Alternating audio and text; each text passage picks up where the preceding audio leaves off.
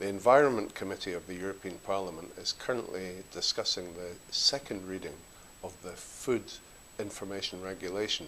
This is a regulation which is aimed at giving the general public in Europe the right to know what kind of food they're buying off the shelf in the supermarket and the corner shop. Now, one of the controversial aspects of this second reading of this regulation involves the right to know how an animal has been slaughtered. Now, the default position in Europe, the position that most of the European public recognise, because it's the one that has been recommended as the most humane way of slaughter for all of the meat products that we consume, and this has been accepted by scientists, it's been accepted by the British Veterinary Association, by all of the main animal welfare organisations, requires that the animals are pre-stunned before slaughter, before their throats are cut. Now, there's special derogations that have been given to religious communities, including the Muslim community, the Jewish community, and this regulation does not seek to overturn those derogations. However, those communities also sell some of their products into the wider food chain, and the unsuspecting public are buying products, meat products that have been slaughtered either by the halal or what's called the shechita method in the Jewish community unwittingly. They don't realize that they're buying these products. What I and others have said, and we have put down amendments to bring this forward, is that where these products are being sold into the general food chain, they should be clearly labelled. Now, I, in the first reading of this regulation, put down amendments which stated this product has come from an animal that has not been pre-stunned before slaughter. My amendment won the support of the European Parliament, but was rejected by the Council of Ministers.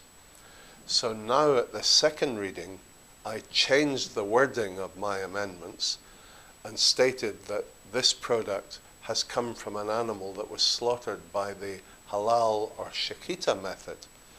But I have been informed by the British Veterinary Association that in the UK, for instance, up to 80% of the halal meat comes from animals that were pre-stunned. On that basis, on that argument, I have decided to withdraw my amendments, but I have now agreed to support colleagues from the Netherlands and from Scandinavia who retabled my original amendments, which state that this product has come from an animal that was not pre-stunned before slaughter. And I've added my name to those amendments. Now, those amendments are being supported by the British Veterinary Association, by Compassion in World Farming, by the Eurogroup for Animals, and by various other animal welfare organisations who recognise pre-stunning, rendering the animal unconscious, as the most humane way of slaughter. Some constituents have written to me saying, well, why don't you label all other methods of slaughter that include captive bolt penetration of the animal's head, electrocution, gassing. All of these methods actually are pre-stunning. All of these other methods are ways of rendering the animal unconscious so that it is not going to suffer stress and pain when its throat is cut, so that the carcass can be bled. It's all very unpleasant, but that is actually the default position of Europe. That's what people recognize as the most humane way of slaughter, and they think when they are buying their meat products that they have been treated humanely at the point of slaughter. I would urge people to back me, back the amendments that say this product has come from an animal that was not pre-stunned before slaughter, by sending to their MEPs emails, letters, phone calls to encourage everybody that they can get a hold of to support these amendments.